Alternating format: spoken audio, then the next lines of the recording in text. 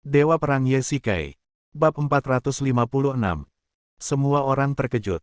Sejak Zeus dikalahkan oleh Yesikai di Gunung Suci, dia bersembunyi dari dunia dan tidak dikenal. Yesikai juga sibuk dengan urusan Yanjing saat itu dan tidak pergi untuk menghapus akar masalahnya. Tanpa diduga, dia muncul di sini.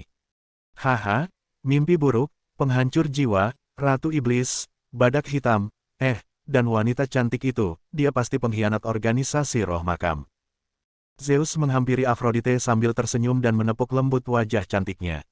Afrodite, kau melakukan pekerjaan yang hebat. Zeus tersenyum tipis dan bahkan memberinya ciuman ringan di wajahnya. Merupakan suatu kehormatan bagi saya untuk bekerja dengan Dewa Zeus.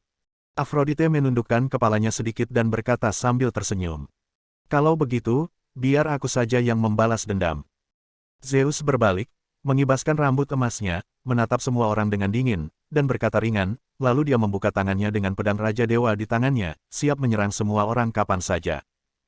Sebaliknya, Nightmare dan yang lainnya memegang senjata mereka erat-erat di tangan mereka.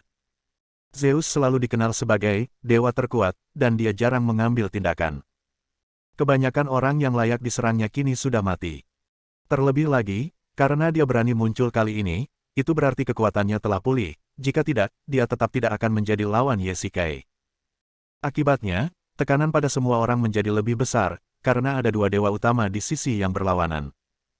Untungnya, mereka memiliki lebih banyak orang, 5 lawan 2, jadi mereka masih bisa bertahan beberapa saat.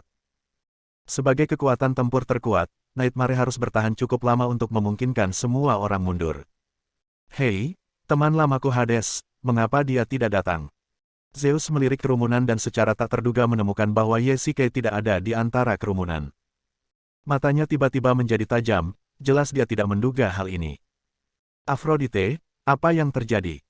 Bukankah kau sudah memberitahuku bahwa Hades ikut bepergian bersama mereka? Zeus berbalik dan melotot ke arah Afrodite, jelas terlihat sedikit tidak puas. Hades adalah variabel besar baginya dan kemungkinan besar akan menjadi pembunuh terakhir. Zeus, aku tidak tahu apa yang terjadi, tapi aku tidak berbohong padamu. Dia sudah ada di sini sepanjang waktu. Afrodite menjelaskan dengan tergesa-gesa. Mata Nightmare menyipit sedikit. Menurut Afrodite, ketika mereka bertemu di luar reruntuhan, dia telah merencanakan konspirasi dan berpura-pura bekerja sama dengan Hades.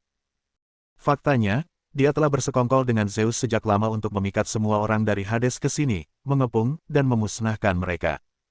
Hilangnya Afrodite sebelumnya mungkin untuk memberi tahu Zeus. Dengan cara ini, semuanya masuk akal. Mata mimpi buruk tertuju pada Afrodite.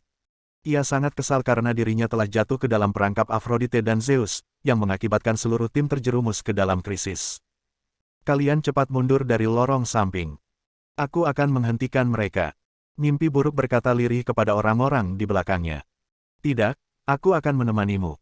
Phantom Fox adalah yang pertama menolak. Dia mengulurkan tangannya dan menggenggam erat lengan Nightmare, tidak mau melepaskannya apapun yang terjadi.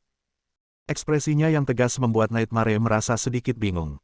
Sepertinya semua lelaki di Hadesmu tergila-gila. Seperti yang diharapkan, seperti komandan, seperti prajurit. Kalian semua sama seperti Hades. Afrodite tertawa sinis. Meskipun dia adalah dewi kecantikan, dia tidak pernah jatuh cinta, apalagi menikah, karena dia percaya bahwa kecantikan juga merupakan senjata, terutama terhadap pria. Ketika seorang pria terobsesi dengan kecantikan, dia juga berada pada titik terlemahnya. Ironisnya, wanita tercantik pun tidak pernah jatuh cinta. Ya, tidak seperti wanita tua sepertimu, yang bahkan tidak menyerah pada percobaan pertama. Mulut putri iblis yang penuh amarah itu secara terang-terangan mengejek Afrodite. Niehun sedikit malu. Tampaknya ini juga pertama kalinya bagi putri iblis. Dia baru saja mengaku padanya belum lama ini dan belum melakukan hal semacam itu. Jadi, putri ajaib dan Afrodite hampir sama. Beranikah kau memamerkan kefasihanmu saat kau akan mati? Afrodite mengerutkan kening. Dia marah. Bagi seorang wanita, ini adalah topik yang sangat tidak jelas. Meskipun Afrodite berpikiran terbuka, dia tetap peduli akan hal ini. Setidaknya, itulah yang dapat dia lihat dari energi yang terkumpul di tangannya. Aku tahu, kau pasti ingin melarikan diri dari samping, tapi ini tidak mungkin. Lihat sekarang. Afrodite berkata ringan, sambil menunjuk ke lorong samping. Lorong samping yang sebelumnya ada tiba-tiba menghilang, hanya menyisakan dinding kokoh. Sialan, itu hanya ilusinya. Jantung Nightmare berdebar kencang. Di depannya ada jalan lurus. Jika dia ingin mengungsi, dia hanya bisa kembali dengan cara yang sama. Dia mengutuk Aphrodite 1000 kali dalam hatinya. Dia tidak menyangka bahwa dia bisa menggunakan ilusi untuk mengubah tampilan jalan. Lupakan saja, cepat atau lambat aku akan mengirim Hades ke neraka, tapi sebelum itu, kamu pergi dan temani dia dulu. Begitu Zeus selesai berbicara, tubuhnya bergerak dan menghilang dari tempatnya dalam sekejap.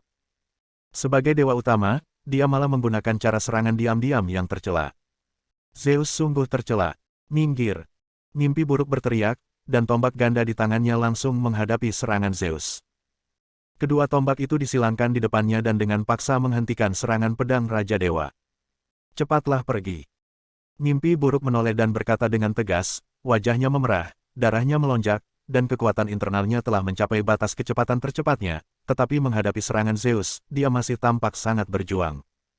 Benar saja, dia telah membuat kemajuan lagi. Tidak heran dia berani datang ke Atlantis dan menantang Hades. Saya tidak akan pergi. Pada saat ini, bayangan hitam melintas melewati mereka berdua, dan cahaya putih menembus langsung ke arah Zeus. Itu menghancurkan jiwa. Zeus mengayunkan pedang Raja Dewa untuk menangkis dengan pedang cangbai penghancur jiwa, sambil memercikkan percikan api yang menyilaukan. Mimpi buruk tidak memberi Zeus kesempatan untuk bernapas, dan dua ponsel hitam menusuk langsung ke kepala Zeus. Ledakan. Ketiga senjata ajaib itu bertabrakan satu sama lain, bahkan lorong mausolem pun bergetar. Sepertinya aku benar-benar meremehkanmu. Hades telah melatihmu dengan sangat baik. Wajah Zeus muram. Keempat jenderal dunia bawah memang pantas dengan reputasinya, terutama kekuatan Nightmare. Dibandingkan dengan Poseidon dan Hephaestus sebelumnya, kekuatannya bahkan lebih baik. Teknik Raja Ilahi, kekuatan dan jiwa ilahi, Zeus mengayunkan pedang Raja Ilahi, dan cahaya kemasan muncul samar-samar di koridor gelap. Energi pedang membawa kekuatan ilahi yang luar biasa. Ini merupakan keterampilan ilahi utama milik Zeus dan sangatlah kuat. Sebelum energi pedang itu tiba, Nightmare dan Soul Destroying sudah merasakan datangnya energi kuat yang menekan mereka hingga mereka tidak bisa bernapas. Bahasa Indonesia. Keduanya saling memandang. Putri Iblis Rubah Hantu ada di belakang mereka, jadi mereka tidak bisa menghindar saat ini. Tetapi jika Nightmare dan Soul Destroying menerima serangan sekuat ini, mereka mungkin masih memiliki peluang menang. Bab 457. Bang! Hanya dengan pandangan sekilas, kedua pria itu diam-diam membuat keputusan yang sama. Mereka berubah menjadi dua bayangan hitam dan langsung menabrak energi pedang Zeus. Ketiga kekuatan itu bertabrakan hebat dan menimbulkan ledakan dahsyat. Tidak. Jantung Huanhu menegang, seolah ada yang mencengkeramnya, dan ia merasakan sakit yang teramat sangat. Saat asap dari ledakan menghilang, dua sosok terbang keluar dan langsung jatuh ke tanah. Mereka adalah Nightmare dan Soul Destroyer. Apakah kamu baik-baik saja? Phantom Fox mengambil langkah cepat dan melintas di belakang Nightmare, memberinya dukungan. Engah. Mimpi buruk memuntahkan seteguk darah. Phantom Fox tidak dapat menahan perasaan tertekan. Ia tidak menyangka bahwa jiwa Dewa Zeus begitu kuat. Satu gerakan saja sudah membuat Nightmare yang perkasa itu memuntahkan darah. Sang Putri Iblis juga menangkap sang penghancur jiwa untuk pertama kalinya. Situasi di pihaknya juga tidak baik. Tangan kanan sang penghancur jiwa gemetar, yang disebabkan oleh ledakan tadi. Rasanya seperti ada lautan yang mengamuk di dalam tubuhnya. Minggir! Miehun tiba-tiba berteriak dan mendorong Moji. Sebuah bayangan hitam melintas dengan cepat. Miehun mengambil pedang cangbai dan mengayunkannya dengan ganas ke arah bayangan hitam. Ledakan. Soul Destroying terlempar lagi, tapi bayangan hitam di sisi berlawanan juga ikut terlempar dengan jelas. Moji melihat dengan jelas bahwa bayangan hitam itu adalah Aphrodite. Dia ingin membalas pertengkaran verbal dengan Moji tadi, tapi sekarang sepertinya jika dia tidak menjatuhkan penghancur jiwa, dia tidak akan bisa menyentuh Moji sama sekali. Huff, bocah kecilmu cukup kuat. Aphrodite mendengus dingin. Dia tidak kuat dalam hal kemampuan tempur, tapi teknik dewa kecantikan, ilusi. Dasar jalang, lihat pedang itu. Gadis iblis itu terkejut ketika mendapati Aphrodite berdiri di sampingnya. Secara naluriah dia mengambil pedang lembut itu dan menusuknya. Apa yang sedang kamu lakukan? Ini aku.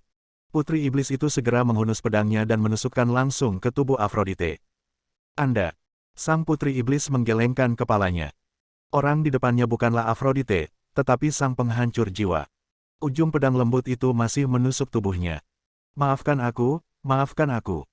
Moji segera bereaksi dan buru-buru menarik kembali pedangnya. Untungnya ujung pedang itu hanya menusuk tubuh dan tidak menyebabkan luka serius pada Miehun. Moji segera menyuntikkan kekuatan internalnya ke tubuhnya untuk menyembuhkan Miehun. Ini ilusi Aphrodite. Semuanya, hati-hati. Melihat ini, Nightmare segera menyadari bahwa ini adalah ilusi Aphrodite. Dia ingin menggunakan metode ini untuk membuat semua orang di dunia bawah tidak dapat membedakan antara kawan dan lawan dan menyebabkan mereka saling membunuh. Ketika Nightmare berbalik, ia mendapati Aphrodite berdiri di belakangnya. Secara naluriah, Nightmare mengulurkan tangannya untuk mencekik lehernya. Saat telapak tangannya hendak menyentuh leher kurus Aphrodite, tiba-tiba firasat buruk menghampirinya. Mimpi buruk segera menarik tangannya, dan wajah di depannya akhirnya kembali ke penampilan aslinya. Aku hampir menabrak orang yang salah. Wanita di depannya tentu saja bukan Aphrodite, tetapi Phantom Fox. Jika Nightmare memukulnya dengan telapak tangan itu sekarang, Phantom Fox mungkin akan terluka parah. Hati-hati. Phantom Fox berkata dengan ringan. Untuk sesaat, tidak ada seorang pun yang berani menyerang tanpa izin, karena takut melukai orang-orangnya sendiri, dan serangan menjadi lambat. Hal yang paling menakutkan tentang ilusi Aphrodite adalah ia bahkan dapat membuat orang melihat ilusi palsu begitu saja, dan juga dapat membuat orang menghilang begitu saja. Misalnya, meskipun tidak ada seorang pun di depan Anda, Aphrodite dapat membuat Anda melihat seseorang berjalan di depan Anda. Sebaliknya, bahkan jika ada seseorang yang berlari ke arah Anda, Aphrodite akan membuat Anda merasa bahwa tidak ada apa-apa di depan Anda. Dia mengendalikan penglihatan semua orang. Jadi, semua orang di Istana Dunia Bawah tiba-tiba jatuh ke dalam situasi yang sangat pasif. Baiklah, kita sudah cukup menggoda lawan kita. Sekarang saatnya untuk membersihkan diri. Zeus berkata perlahan, dan Aphrodite menghentikan ilusi itu, dan semuanya kembali ke keadaan semula. Berlari. Mimpi buruk berteriak keras, dan semua orang mundur menuju pintu keluar di belakang. Kau masih ingin pergi? Kau benar-benar mengabaikanku. Zeus berkata dengan dingin, lalu bergegas mendekat sambil memegang pedang Raja Dewa di tangan. Aku akan menghentikannya di sini, kau pergilah segera. Mimpi buruk mengambil dua tombak dan menangkis pedang suci Zeus dari depan. Saya di sini untuk membantu Anda.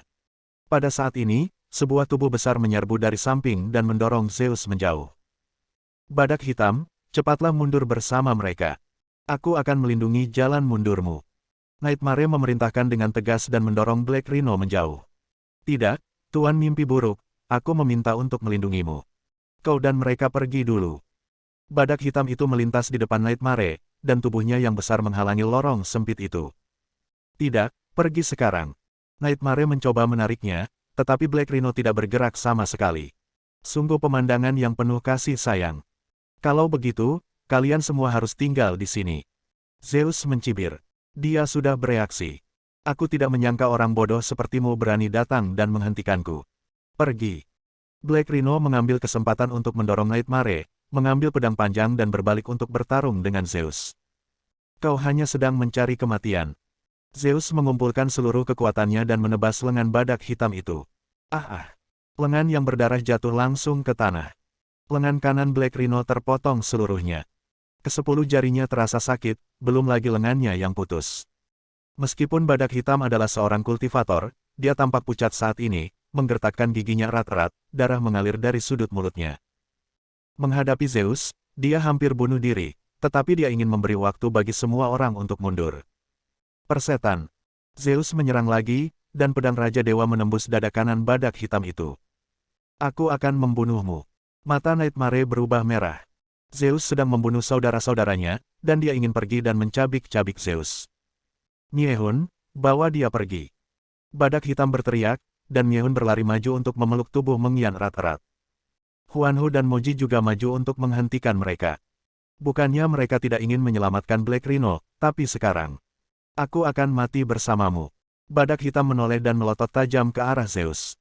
Semut, apakah kau pikir kau bisa mati bersamaku? Kata Zeus dengan nada meremehkan. Sekarang nyawa badak hitam itu ada di tangannya, dan dia tidak ingin menyia-nyiakan kata-kata dengan yang lemah. Haha, hanya berdasarkan ini. Badak hitam tiba-tiba tertawa, darah mengucur dari mulutnya. Dia perlahan membuka mantelnya, dan beberapa nomor elektronik berkedip di dalamnya. Bom manusia, orang gila. Zeus terkejut. Ia tidak menyangka badak hitam itu punya bom yang diikatkan di sekujur tubuhnya. Zeus tergesa-gesa ingin menghunus pedang Raja Dewa dan mengungsi dari sini. Jangan pernah berpikir untuk pergi. Badak hitam menggunakan satu-satunya tangan kirinya yang tersisa untuk menggenggam erat bilah pedang Raja Dewa, mengerahkan segenap tenaganya untuk mencegah Zeus mencabut pedang itu. Kedua pria itu menemui jalan buntu. Zeus memutar pedang dan menariknya dengan kuat, langsung memotong beberapa jari badak hitam, dan memanfaatkan situasi untuk mencabut pedang Raja Dewa. Jangan pernah berpikir untuk pergi. Sebelum Zeus sempat pergi, sebuah lengan yang berdarah mengucur keluar dan mendekapnya erat dalam pelukannya. Badak hitam menolak menyerah sampai kematiannya. 3, 2, 1. Ledakan keras terdengar di koridor, dan seluruh mausolem berguncang. Bab 458. Ahem, bahan peledak terkonsentrasi benar-benar mengancam jiwa. Asap dan debu menghilang, dan sesosok tubuh perlahan berdiri, tampak sedikit gemetar. Dalam ledakan tadi, Zeus menggunakan kekuatan batinnya untuk membentuk lapisan perisai pelindung di depannya, yang mampu menahan sebagian besar kerusakan akibat ledakan. Namun, kekuatan bahan peledak terkonsentrasi tidak boleh diremehkan. Meskipun Zeus adalah dewa utama, ia tetap terluka akibat ledakan pada jarak yang begitu dekat. Apakah kamu baik-baik saja? Afrodite berjalan mendekati Zeus, meletakkan tangannya di bahunya, dan menyalurkan energi internalnya untuk menyembuhkannya. Tidak apa-apa, hanya luka ringan. Kalau saja aku tidak membentuk perisai pelindung tepat waktu, aku pasti sudah benar-benar terbalik di selokan. Zeus mengutuk dengan suara rendah dan menatap tubuh badak hitam yang telah hancur berkeping-keping oleh bom. Ada telapak tangan berdarah di sebelahnya. Kedua lelaki itu menatap mayat-mayat di tanah tanpa ekspresi, mata mereka sangat acuh tak acuh. Mereka telah melihat banyak sekali orang mati, dan badak hitam hanyalah salah satunya. Rahasia Raja Dewa, kekuatan dan jiwa ilahi. Zeus perlahan mengangkat pedang Raja Dewa dan melancarkan jurus ilahi utamanya ke sisa-sisa badak hitam. Mendesis. Energi yang kuat dipancarkan, langsung menghancurkan sisa-sisa badak hitam menjadi abu. Siapapun yang menghalangi jalanku akan dibunuh. Zeus berkata dengan dingin. Afrodite di belakangnya tersenyum kejam. Tampaknya membunuh badak hitam adalah hal yang sangat menarik. Mereka tidak bisa lari jauh, ayo kita kejar mereka sekarang. Zeus melihat ke kejauhan dan berteriak. Miehun, biarkan aku pergi. Di kejauhan, Nightmare melepaskan diri dari lengan Miehun, melotot ke semua orang, dan berencana kembali untuk membalaskan dendam Black Rhino. Sebuah sosok melintas dan menghalangi jalannya. Berhenti, apakah kau ingin dia mati sia-sia? Huanhu membuka tangannya dan menatap Huanhu. Sejak dia meninggalkan organisasi Roh Makam dan bergabung dengan Istana Dunia Bawah, dia tidak pernah begitu tegas dalam menentang mimpi buruk. Namun tidak kali ini. Apakah begini cara Lord Pluto mengangkatmu menjadi kapten? Phantom Fox melanjutkan, mengapa kamu menjadi begitu impulsif? Jika kita kembali sekarang, bisakah kita mengalahkannya? Snap, suara tamparan keras terdengar di udara. Itu diberikan oleh Phantom Fox. Mimpi buruk tidak menghindar atau melawan. Lupakan saja, ayo kita cari orang dewasa sekarang. Hanya dia yang bisa menghentikan Zeus. Sang putri iblis tidak tega melihatnya lagi, ia pun segera menarik tangan keduanya dan berniat untuk meninggalkan tempat itu. Apakah kau akan pergi seperti ini? Kau meremehkanku. Tiba-tiba, sebuah suara yang keras terdengar dari belakang kerumunan. Ketika mereka berbalik, mereka melihat Zeus bersandar di dinding, menatap semua orang dengan senyuman di wajahnya. Kini kedua belah pihak nampaknya tengah memainkan permainan kucing dan tikus, dan Zeus tengah menikmati sensasi mengejar mangsanya. Zeus, dia datang begitu cepat. Mimpi buruk menarik Phantom Fox di belakangnya. Semua yang datang dipandu oleh Afrodite, artinya dia mengetahui dengan baik rute pelarian mereka. Nightmare sangat kesal karena dia begitu mudah dibodohi saat itu dan membahayakan seluruh tim. Jangan lupa, kamu hanyalah mangsaku. Mimpi buruk mengulurkan tangannya dan menyentuh jalan samping di sebelahnya. Ini nyata, bukan ilusi Afrodite. Mimpi buruk menarik napas dalam-dalam. Sekarang mereka bisa melarikan diri dari sini.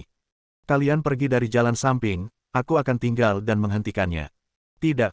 Berhentilah bicara omong kosong, kalau tidak seorang pun dari kita bisa pergi. Begitu Nightmare selesai berbicara, dia mengambil dua tombak dan menebasnya ke arah Zeus. Di satu pihak, Ia membenci Zeus dengan menggertakkan gigi dan kemarahannya mengilhami semangat juangnya. Di sisi lain, dia tidak bisa mundur, kalau tidak seluruh tim akan menderita bencana yang menghancurkan. Kecepatannya tidak buruk, tapi masih agak lambat. Zeus menghindari tombak itu dengan berbalik ke samping, dan mimpi buruk memanfaatkan situasi itu untuk berubah dari vertikal ke horizontal, memutar tombak itu, mencoba memotong pinggang Zeus. Ledakan. Zeus memegang pedang para dewa dan memblokir serangan mimpi buruk. Pada saat itu, sebuah sosok muncul di penglihatan tepiannya. Beranikah kau menyerangku secara tiba-tiba? Zeus bersandar dan seberkas cahaya putih melewatinya. Hari ini, mari kita bertarung secara berdarah. Orang yang datang adalah sang penghancur jiwa, dengan pedang putih panjang yang diarahkan langsung ke Zeus. Aphrodite di samping ingin melangkah maju untuk membantu, tetapi dihentikan oleh Phantom Fox dan Magic Princess. Aphrodite, lawanmu adalah kami. Putri Iblis berkata dengan dingin, lalu sebilah pedang lembut langsung terangkat. Bang, kamu terlalu melebih-lebihkan dirimu sendiri dan mencari kematian. Aphrodite mengeluarkan sebilah pisau tajam dari pinggangnya dan percikan api beterbangan bersama pedang lembut itu. Kemampuan bertarungnya tidak kuat, tetapi bagaimanapun juga dia adalah dewa utama, jadi agak merepotkan bagi Ratu Iblis untuk menghadapinya. Hades bertarung dengan sekuat tenaga, dan Nightmare bahkan lebih hebat lagi. Saat ia berada di Cina, ia pernah bertarung melawan Poseidon dan tidak pernah kalah. Tetapi sekarang, bahkan dengan penambahan Soul Destroying, prajurit Hades, sebagai rekan satu tim, sulit untuk mengancam Zeus. Ini menunjukkan betapa hebatnya dia. Nightmare, Soul Destroyer, aku mengagumi keberanianmu. Aku bisa memberimu kesempatan. Selama kalian berempat menyerah padaku, aku berjanji akan memaafkanmu dan memanfaatkanmu. Bagaimana menurutmu? Kau sedang bermimpi. Aku akan memberimu pedang. Kau menginginkannya. Miehun meludah dan menusuk Zeus dengan pedang putih panjang. Kau hampir mati, tapi masih bertahan. Aku tidak tahu bagaimana Hades mengajarimu. Zeus berteriak, dan energi yang kuat terpancar dari tubuhnya. Mimpi buruk hanya merasakan kedua tombak itu terkekang erat, seakan-akan terbentur tembok, dan tidak bisa bergerak maju. Keluar dari sini. Zeus mengutuk dan melepaskan kekuatan internalnya. Gelombang kejut langsung menghantam kedua lelaki itu dan menghantam mereka dengan keras ke tembok. Batuk-batuk, mimpi buruk, apakah kamu baik-baik saja? Miehun memuntahkan seteguk darah, dan nyaris tidak bisa berdiri dengan menopang dirinya dengan pedang Changbai. Untungnya, aku tidak akan mati untuk saat ini. Aku akan memberimu dua kesempatan lagi. Apakah kau bersedia setia padaku? Zeus mengangkat pedang para dewa dan menanyai keduanya. Sialan, mimpi buruk, kalian mundur saja. Aku akan menghentikannya. Sambil berbicara, Miehun mengepalkan pedang Changbai lagi, ingin maju dan bertarung dengan Zeus. Jangan bergerak. Tiba-tiba, sebuah tangan besar menghentikan Miehun, dan Nightmare menempelkan jari telunjuknya di bibirnya. Set, jangan bicara, ada seseorang yang datang. Mimpi buruk memejamkan matanya dan telinganya sedikit bergetar. Ledakan, ledakan, ledakan. Terdengar suara tanah bergetar di kejauhan, dan suara itu semakin lama semakin keras. Zeus jelas-jelas mendengar suara itu dan menghentikan tindakannya. Alih-alih membunuh kedua pria itu, dia berbalik dan melihat ke koridor gelap. Raungan, raungan. Tiba-tiba tiga binatang raksasa meloncat keluar dari lorong, lima matanya yang berwarna merah darah bersinar, dan meraung keras ke arah orang-orang di hadapan mereka. Bab 459. Monster macam apa ini? Zeus tertegun sejenak. Jelas, dia belum pernah melihat makhluk yang begitu mengerikan, dengan tubuh setinggi beberapa meter, lima mata berwarna merah darah, cakar sepanjang 3 kaki, dan mulut penuh taring menyeramkan. Itu persis seperti makhluk mutan di film. Dan ada 3 orang sekaligus. Aphrodite, apa ini? Zeus memegang pedang Raja Dewa Erat-erat dan menghadapi binatang raksasa itu. Dia hanya tahu kalau makam itu berbahaya, tapi dia tidak pernah menyangka kalau ada hal seperti itu di dalam makam itu. Ini, aku juga tidak tahu. Itu pasti makhluk di dalam makam. Aphrodite mundur selangkah. Salah satu binatang raksasa itu tampak sedang menatapnya. Setiap kali Aphrodite mundur selangkah, ia maju selangkah. Ini adalah binatang raksasa yang diam-diam dibudidayakan oleh orang dewasa. Kalian berdua telah tertipu. Pada saat ini, rubah hantu tiba-tiba menertawakan Zeus dan Aphrodite dengan liar. 3 orang lainnya tiba-tiba menyadari bahwa rubah hantu ingin memanfaatkan kekuatan harimau untuk menakut-nakuti keduanya. Apa? Hades juga mengangkat hal semacam ini. Zeus terkejut. Huanhu menduga bahwa kedua orang itu belum pernah berhubungan dengan binatang raksasa itu sejak memasuki makam, jadi mereka tidak tahu seberapa kuat mereka. Zeus, kau telah berbohong kepada mereka. Bagaimana mungkin monster-monster ini dibangkitkan oleh Hades? Mereka hanya bicara omong kosong. Aku berjalan bersama mereka di luar reruntuhan. Aku belum pernah melihat monster-monster ini sebelumnya. Aphrodite menjelaskan dengan keras. Dia sangat licik dan dapat melihat rencana rubah itu dalam sekejap. Zeus memandang Aphrodite dengan curiga, jelas meragukannya. Sudut mulut rubah terangkat sedikit, rencananya berhasil. Zeus, jika kau tidak percaya padaku, aku akan membiarkan mereka menyerangmu sekarang. Rubah hantu berteriak keras, dan binatang raksasa itu tiba-tiba bergerak. Zeus tiba-tiba mundur selangkah, bersikeras menjaga jarak aman dari binatang raksasa ini. Aphrodite, apa yang terjadi? Dari mana monster-monster ini berasal? Perbuatan binatang raksasa itu membuat Zeus semakin curiga.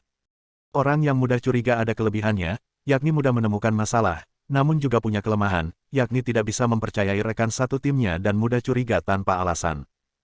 Zeus, ini monster di dalam makam, kau harus percaya padaku. Aphrodite begitu cemas hingga ia hampir menangis. Huanhu telah lama menduga bahwa Aphrodite pastilah yang pergi membujuk Zeus agar membentuk aliansi untuk menghadapi Ye-Shikai bersama-sama. Walau Zeus tampak sangat mempercayainya di permukaan, dia sebenarnya waspada dalam hatinya. Zeus telah lama mendengar tentang konspirasi dan rencana jahat Aphrodite.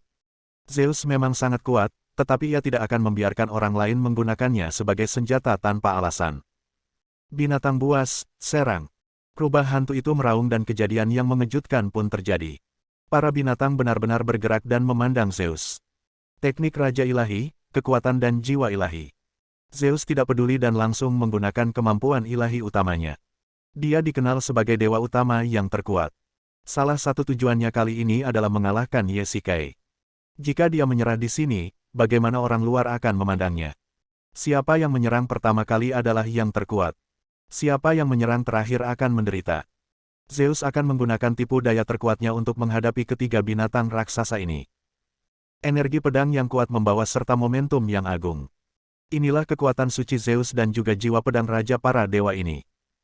Sebagai harta karun kuil Raja para Dewa, pedang Raja para Dewa telah membunuh banyak orang di tangan Zeus. Mengaum. Binatang raksasa itu mengeluarkan raungan. Ketiga binatang raksasa itu tak kuasa menahan diri untuk mundur beberapa langkah akibat energi pedang. Sebelum mereka sempat bereaksi, Zeus telah muncul di hadapan mereka. Wow! Dengan satu serangan pedang, lengan kanan binatang raksasa itu terpotong. Mengaum.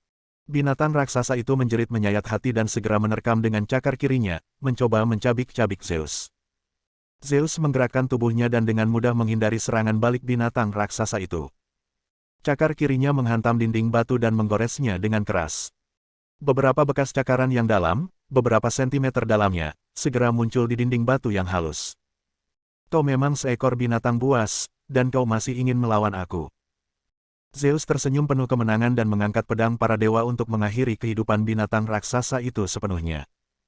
Tiba-tiba, dia merasakan krisis yang kuat dan secara naluriah berguling ke satu sisi. Ledakan.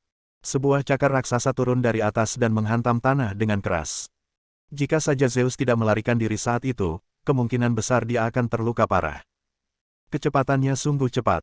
Zeus mendesah dalam hatinya. Dia tidak menyangka binatang raksasa itu begitu cepat. Kalau saja indera keenamnya yang akurat yang terbentuk selama bertahun-tahun berada di ambang hidup dan mati, dia mungkin akan kesulitan menghindarinya sekarang. Zeus, ada satu lagi di sampingmu. Aphrodite berteriak. Sebelum Zeus bisa mengatur napas, monster raksasa yang tersisa telah menerkamnya dari samping. Zeus tanpa sadar mengangkat pedang para dewa untuk menghalanginya. Cakar raksasa dan badan pedang saling bertabrakan, menimbulkan suara keras. Kekuatan yang besar itu mendorong Zeus ke dinding di belakangnya. Ledakan. Zeus baru saja membuka matanya ketika dia melihat sebuah cakar raksasa. Dia menghindar dengan sekuat tenaga, dan dinding di belakangnya langsung tertusuk oleh cakar itu. Hati-hati. Zeus menemukan kesempatan yang tepat dan beralih dari bertahan ke menyerang. Saat cakar raksasa itu sudah menembus tembok dan belum sempat dicabut, dia mengayunkan pedangnya dan langsung memotong cakar binatang raksasa itu. Dalam beberapa putaran, 2 dari 3 binatang raksasa berubah menjadi manusia berlengan satu, tetapi Zeus tidak begitu santai. Kalau bukan karena pondasinya yang kuat, serangan gabungan dari 3 binatang raksasa tadi pasti sudah melukai dia dengan serius. Afrodite, mengapa kamu tidak membantuku? Pada saat ini, Zeus tiba-tiba teringat bahwa dia masih memiliki sekutu. Dengan kekuatan bertarung seperti itu, akan sia-sia jika dia tidak menggunakannya. Dewi kecantikan, ilusi. Afrodite melantunkan mantra dan membuat beberapa gerakan. Ketiga binatang raksasa itu tiba-tiba berhenti menyerang dan malah mengayunkan cakar mereka untuk menyerang rekan-rekan mereka. Cakar mereka menusuk begitu kuat sehingga membutakan 2 mata salah satu binatang raksasa. Ilusi itu berhasil. Wajah Zeus menjadi gelap dan matanya yang dingin menyapu ketiga binatang raksasa itu. Teknik Raja Ilahi, kekuatan dan jiwa ilahi. Zeus memusatkan seluruh kekuatan batinnya pada pedang Raja Ilahi di tangannya, dan tubuhnya berubah menjadi bayangan hitam, melintas di depan 3 binatang raksasa. Ledakan. Zeus menyimpan pedangnya, dan ketiga binatang raksasa itu jatuh ke tanah dengan keras, tak bergerak. 3 kepala terlepas dari tubuh mereka. Mereka sudah mati. Zeus menggunakan keterampilan ilahi utamanya dan membunuh mereka semua dengan satu pedang di tenggorokan. Bagus sekali, Zeus. Afrodite akhirnya menghela napas lega ketika melihat ketiga binatang buas itu mati. Afrodite, apakah binatang-binatang raksasa ini benar-benar senjata rahasia yang dibudidayakan oleh dunia bawah? Zeus bertanya dengan dingin. Tentu saja tidak. Mereka berbohong kepadamu. Afrodite segera membalas, lalu berbalik dan melihat ke belakang dengan ekspresi terkejut. Mereka sudah pergi. Afrodite terkutuk. Mereka pasti telah melarikan diri sementara Behemoth dan Zeus sedang bertarung. Bab 460. Sialan kalian binatang buas. Zeus meraung. Awalnya, beberapa orang dari Hades hendak dimakannya, tetapi karena invasi 3 binatang raksasa ini, 4 orang di antaranya berhasil lolos. Hal ini sulit diterima oleh Zeus yang selalu sombong. Mereka lari ke pinggir jalan. Ayo kita kejar mereka sekarang, kata Afrodite di samping. Tidak. Aku akan mengejar mereka di jalan utama, dan kamu mengejar mereka di jalan samping. Zeus berkata ringan dengan kilatan dingin di matanya. Zeus, apa maksudmu? Kau tidak percaya dengan apa yang kukatakan? Afrodite ingin menjelaskan dengan cemas. Kata-kata terpenting dari rubah hantu tadi bukan hanya untuk mengintimidasi mereka, tetapi yang lebih penting, mereka berhasil memprovokasi hubungan antara Zeus dan Afrodite. Saya hanya percaya pada penilaian saya sendiri. Anda tidak perlu terlalu banyak berpikir. Lakukan saja apa yang saya katakan. Zeus berkata dengan dingin. Bukti terbaik adalah tindakan. Dia menjadi dewa utama selangkah demi selangkah. Dia tidak pernah sepenuhnya mempercayai siapapun. Dia hanya percaya pada dirinya sendiri. Baiklah, tapi kamu harus percaya padaku, aku benar-benar tidak berbohong padamu. Afrodite berkata tanpa daya, lalu berbalik dan berjalan ke lorong samping. Pada saat ini, semakin dia menjelaskan, semakin tampak seperti dia menutup-nutupi sesuatu. Sisi lain makam. Yezikai dan Sally terus menjelajahi mausolem.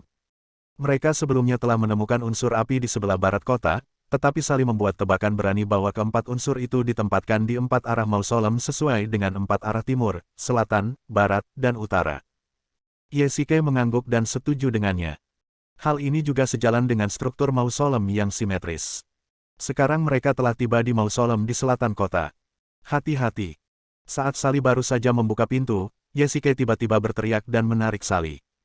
Wus, wus. Kedua anak panah itu menembus tembok di belakang mereka sejauh 3/4 jalan. Kepala anak panah itu beracun. Ini pasti mekanisme yang dirancang oleh Huli, yang dikenal sebagai ahli dalam pembuatannya. Yezikai mencabut anak panah itu dengan kuat dan menatap mata panah yang menghitam. Sally masih ketakutan dan gemetar di sampingnya. Hati-hati, kita tidak tahu berapa banyak jebakan yang ada di sini. Yezikai mengingatkan dengan prihatin. Terima kasih. Terima kasih. Wajah cantik Sally memerah, dan dia melambaikan tangannya dengan malu-malu, dengan lembut menepuk tangan Yezikai. Nak, ikuti jalan ini lalu ambil jalan keluar kedua di sebelah kanan. Aku merasakan energi yang sangat kuat, kemungkinan besar dari keempat elemen. Pada saat ini, suara daun terdengar di benak Yezikai. Suara ini tidak diragukan lagi merupakan suntikan stimulan.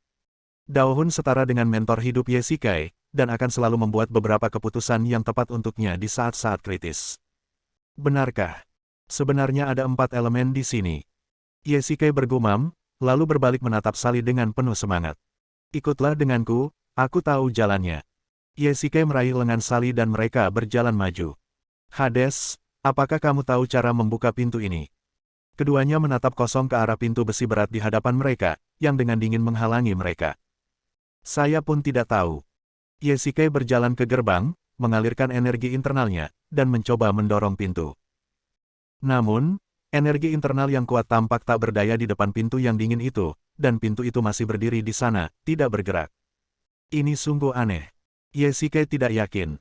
Dia diam-diam mengaktifkan saraf dalamnya, dan meningkatkan kekuatan internalnya hingga ke puncak. Dia membanting pintu keras-keras, tetapi pintu besi dingin itu bagai pusaran air tanpa dasar. Ia menelan seluruh energi Yesike tanpa getaran sedikitpun. Sword Soul, apa yang terjadi? Mengapa pintu ini tidak bisa dibuka sama sekali? Yesike sangat penasaran dan cepat-cepat bertanya pada jiwa pedang dalam benaknya. Saya pikir pasti ada semacam hubungan timbal balik antara keempat elemen ini. Daohun terdiam lama dan berkata ringan. Kalau begitu aku akan mencoba menggunakan elemen api untuk membuka pintunya. Setelah mendengar ini, Yesike berencana untuk mengeluarkan elemen api dari cincin penyimpanan. Sebenarnya dia enggan mengeluarkannya dari lubuk hatinya, bukan karena alasan lain, melainkan karena suhu unsur api itu terlalu tinggi, sehingga mustahil bagi orang untuk mendekatinya. Sally, mundurlah. Aku akan menggunakan elemen api untuk membuka pintu. Yesike mengingatkan. Ketika semuanya sudah siap, Yesike mengerahkan energi internalnya dan menyuntikkannya ke dalam cincin penyimpanan. Sebuah bola api tiba-tiba keluar. Yesike mengendalikannya dan meletakkannya di pintu. Wah, kalau kamu merasa kepanasan, minggir saja. Daohun mengingatkan. Dahi Yesike sudah mulai berkeringat. Elemen api seperti matahari kecil, terus-menerus menyala dan melepaskan panas.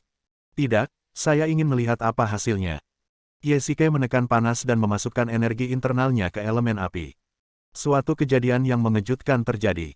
Gerbang besi di depan pintu sebenarnya terbuka perlahan. Hades, lihat, pintunya terbuka. Sally berteriak kegirangan. Jika bukan karena elemen api, dia benar-benar ingin maju dan memeluk Yesike erat-erat. Tunggu sebentar. Yesike mempraktikkan Sutra Kaisar Suan, dan menahan suhu tinggi elemen api. Dia melangkah maju dan menaruhnya ke dalam cincin penyimpanan. Suhu di sekelilingnya tiba-tiba turun. Yesike merasa seperti baskom berisi air dingin dituangkan di punggungnya. Rasanya enak sekali. Ayo cepat masuk. Yesike menarik napas dalam-dalam dan berkata kepada Sally di belakangnya. Ya, oke. Hai, anginnya kencang sekali. Begitu keduanya melangkah masuk, mereka merasakan hembusan angin bertiup. Anginnya begitu kencang sehingga sulit untuk berjalan. Yesike ingat bahwa dia berada di daerah badai salju Gunung Suci dan menemui badai salju. Dia juga berjalan selangkah demi selangkah dengan cara yang sama, tetapi hampir terkubur oleh longsoran salju. Udara menciptakan angin, jadi disinilah seharusnya letak unsur udara. Sally menutup matanya dan berkata dengan susah payah.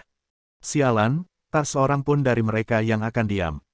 Yesike mengutuk dan menggunakan kekuatan batinnya untuk membentuk perisai pelindung di depan mereka berdua, untuk meminimalkan hambatan angin. Sword Soul, apa yang harus kita lakukan sekarang? Aku tidak dapat menemukan elemen udara. Pergerakan udara menciptakan angin. Pergerakan alam mengikuti hukum. Selain itu, angin adalah sesuatu yang hanya bisa Anda rasakan, tidak bisa dilihat. Lalu apa yang harus saya lakukan? Jika angin di ruangan ini disebabkan oleh unsur udara, maka kekuatannya akan bervariasi. Angin akan kencang di dekat unsur udara, dan lemah di dekat unsur udara. Anda perlu mengalaminya dengan hati-hati. Hei, kamu terlalu tidak bertanggung jawab. Lagi pula, aku bisa merasakan ada banyak sirkuit di sini. Bagaimana jika kecepatan angin menyimpang? Bagaimana aku bisa menilainya?